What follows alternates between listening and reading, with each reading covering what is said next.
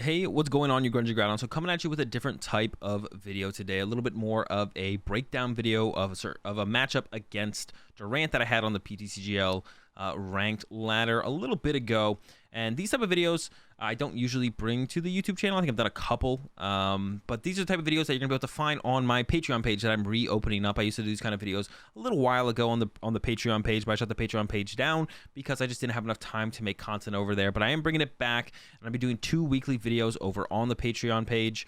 It'll be videos like this video where it breaks down a certain matchup or a deck or a scenario or a situation and kind of analyzing it and going over it. And explaining it best as I can to why the plays that I made, stuff I did and didn't do, or maybe stuff I should have done when I'm re-looking back at the gameplay. So if you guys really enjoy these type of videos, make sure you go check out the Patreon page. I'll also be posting a video every Monday, kind of breaking down my top plays for the week and also going over the deck lists on the stuff I do like in the decks and stuff I don't like, stuff I'd try out, and the cards I would like kind of immediately cut if there's something you want to try out, or things that I would personally test out that I haven't gotten around to yet that you guys could start playing around with yourselves. So if you guys are looking to improve at the game, trying to take it to that next level, then definitely check out the Patreon page. And also, I do offer coaching as well. I've been a Pokemon TCG coach for a while now. I've got quite a bit of experience in doing that. So there's a link for that in the description. But if you don't have the time or resources to commit to something like coaching, but you're still looking for something to kind of help you out, get to that next level in the game in general, then definitely check out the Patreon page. And as always, just watching the videos here on YouTube or checking out my live stream, twitch.tv/AzulGG will be pretty educational as well into helping you improve at the Pokemon TCG. And I think that's all I wanted to say. I think that's all I wanted to say. So once again, if you guys enjoy these type of videos, check out the Patreon page. I'm not sure when I'm going to be posting the analysis type videos over on the Patreon page. It'll probably be like Wednesdays or Thursdays. But the deck breakdown videos will be every Monday over on the Patreon page. So yeah, check out the Patreon page. If you guys enjoy these type of videos in general, leave a like and let me know in the comment section, because I might bring more of them over to the YouTube videos, over to the YouTube channel. But if you do really enjoy them, check out the Patreon page. I think I said that enough times. So let's go ahead and let's talk about how to beat Durant. All right, let's get right into it. I'll be skipping back and forth a little bit in the video as I talk about some stuff. So I open the Coco, and my opponent gets down the Glare Mine. And going into my turn, or maybe on their turn, I realize, I probably don't want to use Hoopa as my main attacker in this matchup, especially early on, or at all, or even early on, if at all, because I'll run out of scoop up nets, and there's a good chance I can get like stuck in the active, and I probably want to save my scoop up nets to be able to move other stuff around. I also realize that I probably want decent access to shady dealings throughout the game. So I top deck a level ball, I go get a Sobble, and then I just scoop up net my Coco, and then I go for a keep calling here. I could have researched here, I think, and I think it would have been fine. I ended up researching at the beginning of my next turn, but I was like, hey, I'll just keep the Drizzile around, so that way I have access to a shady dealings for sure, and then I'll kind of go from there. Also, my opponent could Marnie me, and in that case, I wouldn't really want anything. And I don't plan to attack for a couple turns, because at this point, I realize I'm just going to be attacking with Inteleon this game, I think. There's like no reason for me to try and attack with anything else besides the Inteleon, so just to attack with Inteleon. So I go for the keep calling, planning to just only attack with Inteleon this game, get double quick shooting out there as well, in case I can pressure something. And then I also opt to not put 3 Sobble in play, because I was like, well, if I want to clean up my board with scoop up nets and go down to just like 1 Inteleon in play, it's easier to get 2 Sobble out of play than 3, and I probably don't need that many shady dealings. Like having this many shady dealings to work with through the Drizzile and potentially the shady dealings Inteleon should be enough. So I opt for the keep calling for 2. And just give myself, less things to have to worry about that my opponent can trap in the active. I could even set up two quick shooting Inteleons to be able to attack, and I could just scoop net that last Sobble, Drizzile, shady dealings Inteleon at a play, and then they don't really have anything they can trap in the active unless they get off the Echoing Horn play. But even then, I could net that at a play as well. So my opponent gets the Peonia, they get the second Durant set up, and I think go back here real fast, and then I believe then they go with the Gourmandize again. So not too aggressive with the milling, which is great, of course. And then back over to me. I draw for turn. I get the Dark Energy, so I just continue to load up my active. I use the Drizzile here. I actually don't remember what I get off the Drizzile here. And the important cards that I want to make sure I have access to kind of constantly is a Marnie, and scoop up nets, and then my stadiums as well. So those are the cards that I are going to be really important in this, because we want to like look at what is our opponent's win conditions, right? Like, how do they win the game? Well, they win the game by milling our cards and decking us out. So we don't want to be too aggressive with drawing cards, because if we just kind of help them by us just drawing any cards, discarding any cards, that's kind of helping them. That's why I want to keep a Marnie around. So if I have a decent sized hand towards the end of the game, you know, I could maybe refill my deck. If I got 10, you know, or so cards in the hand with a Marnie, that could buy me 1+1 turn to play the game. So the things I want to prioritize is getting at least one Marnie in the hand at some point before they all get milled. And then Scoop Up Nets is the other card I want to prioritize. And then I think the third best card to prioritize after that would be the Training Courts. So that way the Glare Mines will kind of just, we have more outs, so just getting out of the Glare Mines. Scoop Up Nets are obviously a little bit better, a little bit more efficient. So that's the thing, the first thing we want to prioritize. And then after that would be the Clara, just to recover cards to the hand, potentially some cards that they've discarded that we'd want access to, whether it be like Energy or one of the Intellions or Drizzles or something like that. And it could also just create more cards in the deck. So if you use Clara into the Marnie, you're getting 4 cards out of the discard pile, so you're getting +3 cards from the Clara because you're playing the Clara, and the Marnie can put those back in the deck and make the deck thicker, meaning we could get like +1 turn against them milling us. So those are the important cards we want to focus on, because we know our opponent's win condition is trap something in the active or confuse our active. So we want to be able to switch between attackers or retreat and then scoop up net an attacker, or we need to be able to scoop up net or retreat something should they try and trap it in the active. So those are all the important cards. That's what we want to focus on. And that's not just exclusive to this matchup that you want to look at games like this. It's any matchup. You can look at the game like that and be like, okay, what are the important cards for this matchup? Durant is a little bit more straightforward and easier to look at and easier to explain than most matchups, because it's a little bit more obvious what they got going on, I feel like. And here I do decide to research. I don't have to research here, but I'm like, I want as many options on my next turn as possible, maybe even involve me playing, you know, a Marnie or a research on the next turn, possibly. I wouldn't want to, but if I have to keep digging deeper to get that quick shooting intelligence to start putting on the pressure, I will do that. So I go with the research here. I know some of you are probably looking at this and being like, what, aren't you just helping Durant? Did you just talk about not helping Durant? But we also need to make sure we're applying pressure and have options for plays. If we just like don't have any options for plays and we're just sitting here hoping to top deck every single turn, as soon as they start milling, then we'll have to play the research. So we may as well be one step ahead of our opponent and play the research right now, because we're probably gonna have to play it anyways to have those options I was talking about: the Training Court, the Scoop Up Net, getting a Marnie in the hand, potentially Boss. So we want to be like kind of ahead of that. We're gonna have to play the research anyways at some point, so may as well play it this turn, so that way we could play another supporter if we really needed to on the following turn. Like, no matter what, we can't sit on this hand of Moltres, Coco, Choice Belt for forever, and then hope to get good cards. And sure, they could Marnie us on the next turn. I guess that's like one argument for not doing this, but I just want to get ahead of it, just to make sure I can next turn get into the Pokemon I want to get into, and even possibly set up the second quick shooting as well. So I could go get a Drizzile here, which I think I do. As I go level ball for no, I actually don't do it. I don't level ball for Drizzile here. I probably should have, to be honest, like looking back on this, unless I prize the quick shooting, which I'm not sure if I did or didn't. I probably should have gone level ball for Drizzile. I also could have gone Evolution Incense for the quick shooting, but I could always just, like, you know, get a Drizzile, get Clara if they like milled both my quick shootings here, so that wouldn't be that big of a deal. But I probably should have put second Drizzile in play just to like start ramping up the quick shootings, to potentially put my opponent in more awkward spots if I have the chance. So that was definitely a mistake for me. I think I should put the other Drizzile in play and probably grabbed a Marnie. Like I said, I think it's the number one card I'm looking at to try and hold on to.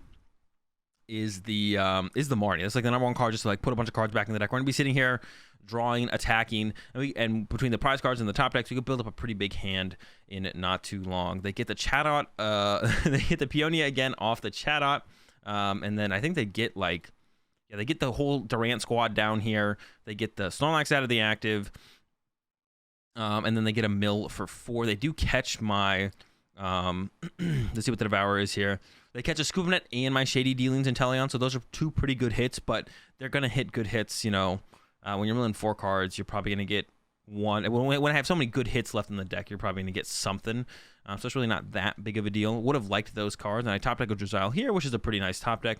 Immediately go for the Evolution Incense, and I'm going to grab the Quick Shooting Inteleon, and from here on out, this is what I was aiming for, a turn 3 attack, and then from here on out, I want to be attacking every single turn and drawing a prize card or setting up to draw multiple prize cards on the next turn. Ideally drawing a prize card every single turn, though, because the setup of drawing prize cards can be kind of taken away from us by Scoop Up Net. So we always just want to be pressuring from as soon as we possibly can to until the end of the game, drawing a prize card every single turn, or at least setting up for a multi-prize turn on the following turn. But ideally we want to be drawing a prize card every turn, and then we just want to be aware of what our opponent's deck is trying to do. So they're trying to mill us out, of course, but how do they do that? They do that through stopping us from attacking. Basically, they stop us from drawing prize cards, crushing hammers, gusting and trapping something in the active, or yell horn. Those are their ways. So as long as we have outs to that, we're in a good spot. We want to maintain an out to that in the hand. As soon as we don't have an out to that in the hand is when we need to go find an out or set ourselves up to be able to have an out on the following turn. And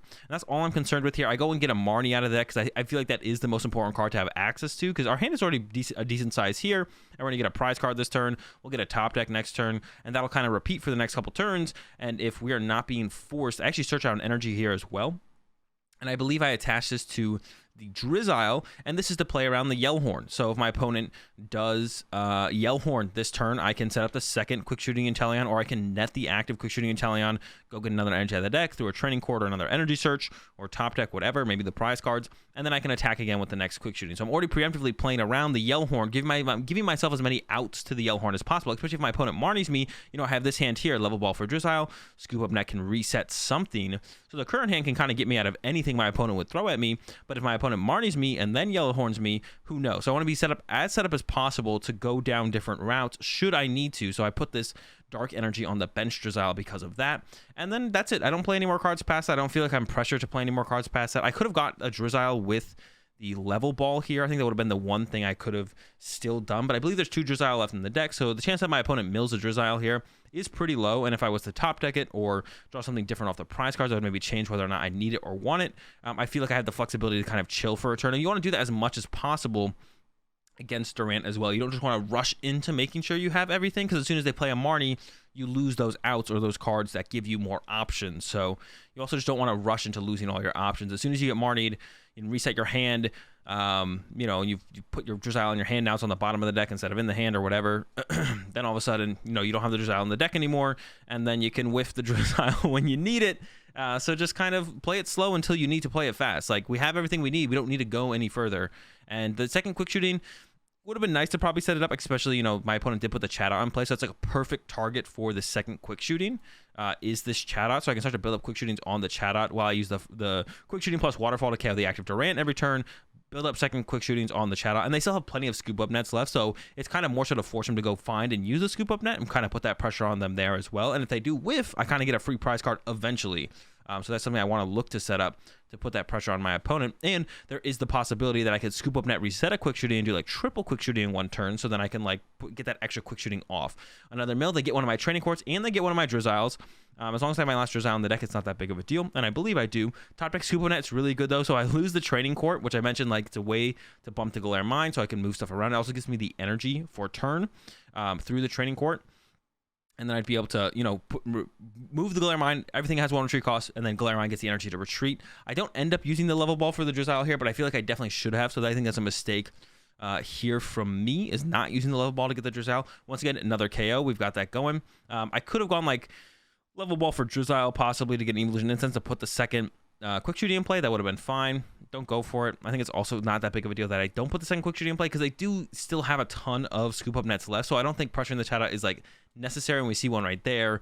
And I believe they do pick up the Chat Out here, so Chat Out back to the hand. Chat Out's going to come back down. So there's still a decent amount of Scoop Up Nets left, so it's not like that big of a deal if I pressure it, but if I did draw into the other Quick Shooting, I would have gone ahead and use it there. And I get the Training Court off the prize cards, which is a great prize card to get. Like I mentioned, get rid of the Galare Mine, it gets us the energy back, allows us to retreat whatever they would gust up, so it's a great prize card to pull there.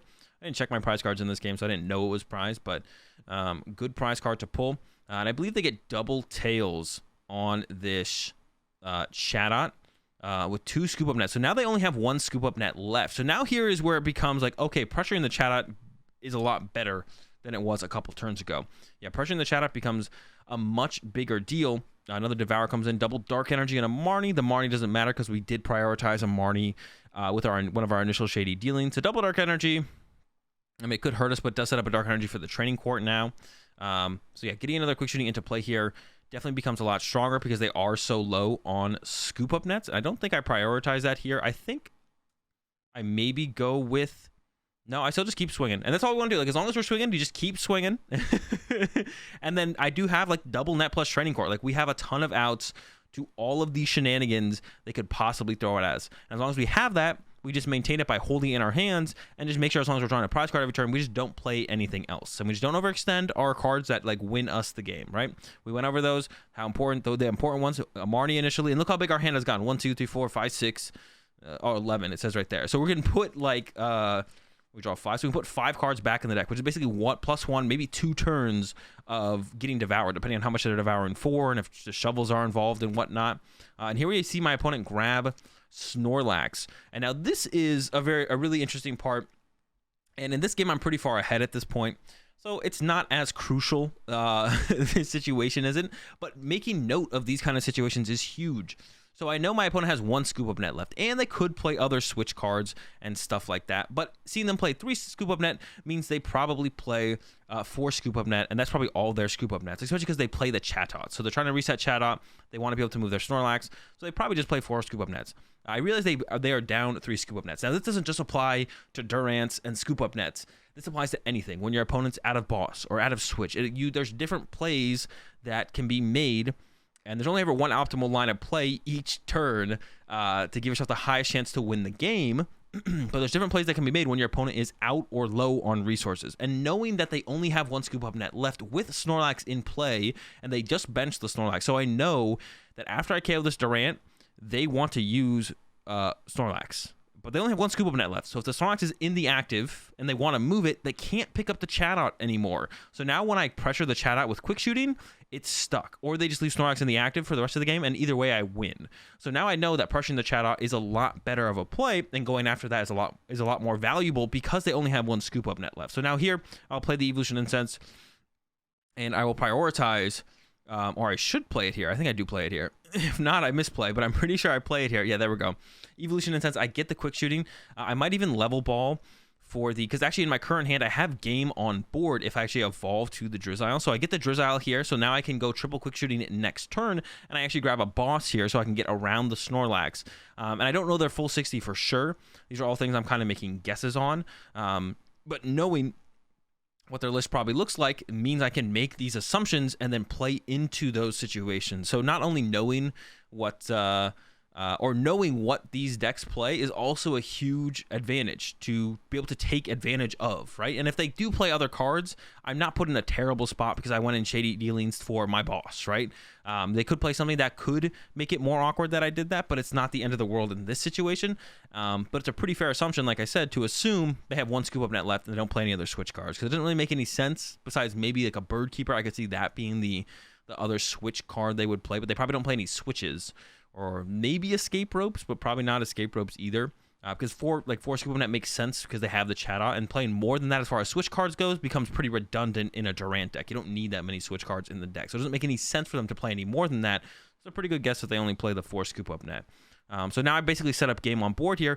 If they Marnie me, that would be an out to them to kind of stop me from winning next turn, but I'm in such a good spot here, and they only have 1 card in the hand. They didn't Marnie me last turn. I haven't played a draw supporter for 2 turns. So it's a pretty good guess that my hand is sticking because they haven't played a draw supporter for 2 turns. They put the Snorlax down, so I know when I take this knockout, they're going to go into the Snorlax.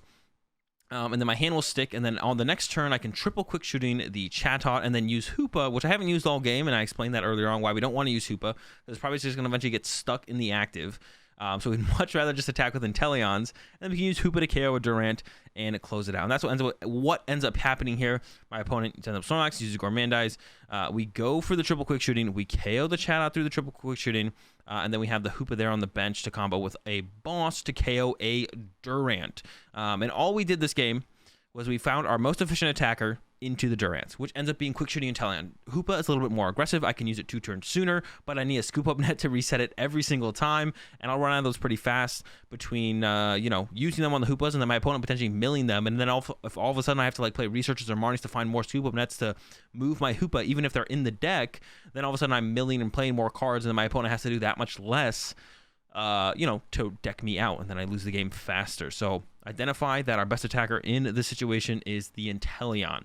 And this is specifically up against Durant, but you can apply this thought process to any matchup and any deck that you're playing. What is my best attacker for the situation or the matchup. In this situation, it's like, okay, it's Inteleon, right? And then it's like, okay, what does Durant do? What is Durant's win condition? Well, they try and deck us out, but they don't just try and deck us out. They stop us from attacking. Okay, how do they stop us from attacking? They use Crushing Hammers, they use Yell Horns, and they use Gust Effects to trap something in the active so our main attacker isn't in the active and we can't attack for the turn. So they have to stop us from attacking while milling us out. And if they don't stop us from attacking, we usually win as long as we are taking a 1-hit KO every turn. If we're like 2-hit KO in Durant's, they could probably mill us out before we actually draw 6 prize cards.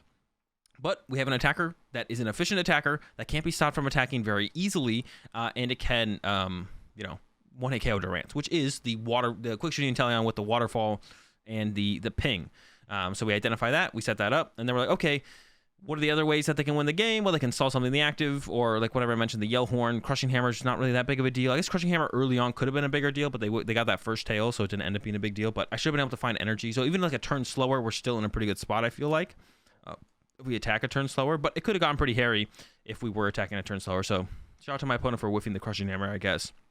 Then we identify the cards that prevent our opponent from doing those shenanigans, which is the Scoop Up Nets, the Training Court, and then, like I said, one of Marnie. If it gets close at the end, we can beef our deck back up potentially a little bit. And we look at my hand, I have a 13-card hand. So if I had to Marnie this turn, let's say I wasn't winning this turn, if I had to Marnie this turn, I could, and I would go from a 9-card deck to a bigger deck plus, 7 cards. So 16-card deck. And then here at the end, I win the game. I do the triple quick shooting on the Hawlucha. Once again, I identify that, and it wasn't as stressful as a situation as it can be towards the end of games, but I identify my opponents low on Scoop Up Net. So pressuring something like the Hawlucha with the quick shooting is a lot bigger of a deal because they can't move the Hawlucha and the Snorlax with Scoop Up Nets because they're down 3. They can't Scoop Up Net twice with one Scoop Up Net, right? So taking advantage of those kind of situations against any matchup with any deck is huge, because once again, that becomes your best line of play when your opponent's out of switch, when they're out of boss. It's not that a different line of play appears, it's just that a new best line of play comes up. As soon as your opponent researches away all 4 of their boss's orders or whatever, or if they're playing a deck where they probably play 2 boss's orders and they're just both gone, you don't have to be afraid of them gusting up Pokemon anymore. Or maybe they have like 1 left, but now you can still play around them only being able to gust once. That's still something you can play around. Same thing with switch cards. You can like gust trap up stuff as soon as it's like a famous thing against Mew VMAX right now, or a meme against Mew VMAX right now is that they run out of switches and you just boss their Genesect twice and then they lose the game and deck out, right? And Mew players, of course, have gotten better about that as more people have beaten them by just bossing up their Genesects. But that's something they can still be taken advantage of against Mew. You should identify that they're low on energy or low on switch cards. The combination of that, they can't move Genesects that much, and it's gotten harder since they've added the DTE, but it could still come up and still be a relevant strategy against them. You're not going to be able to utilize it every game, but the games that you don't utilize it are a bunch of games that you guys are leaving on the table and not getting dubs. And then, like I said, it's not against Durant, it's not just against Durant, it's not just against Mew, it's against any deck when they run out of a specific resource that allows them to do a specific thing in a game. It could be energy, it could be researches, it could be Marnies, it could be bosses, it could be switches, it could be their main attacker, it could be any of those things. If they all of a sudden lose access to any of those things at any point in the game, it immediately changes probably what your best play is on the turn. So being aware of that by simply clicking your opponent's discard pile is a big deal, and that's what I took advantage of a little bit here at the end of this game. Like I said, this was not as stressful as a situation. We were pretty far ahead, and that chat out just had to go down. Anyways, guys, that's it. That is my How to Beat Durant analysis video. If you guys enjoyed it, be sure to leave a like and subscribe to the channel and hit the bell. And like I mentioned at the beginning of the video, I'm going to be putting up these kind of videos, analytical videos like this, going over certain decks and certain matchups or interesting plays, interesting scenarios on my Patreon page. So if you really enjoyed this type of video, check out the Patreon. And if you want to see more of this kind of video on the YouTube channel, you can also let me know in the comment section down below. And also by liking the video, that also is a pretty good indication that you enjoyed this kind of video. But I will be for sure having this kind of content, one analytical video a week over on the Patreon. So if you really enjoyed this kind of video, go check out the Patreon. The other kind of video I'll have up on the Patreon, like I mentioned, is going to be a deck list / deck breakdown weekly on Mondays. The analytical videos, I don't know if I'm going to be posting them on like Wednesdays or Thursdays, but it'll be some other time later in the week. I don't have the exact date where I'm going to be uploading them every single day. I don't know which day that is yet, but the deck list breakdown videos, like my top plays for the week, plus the deck list and kind of breaking down the deck list of why I play what and why I don't play other things and so on. Those will always be on Mondays. So that'll also be out today on the Patreon. My first for that on the Patreon will be available over on Patreon.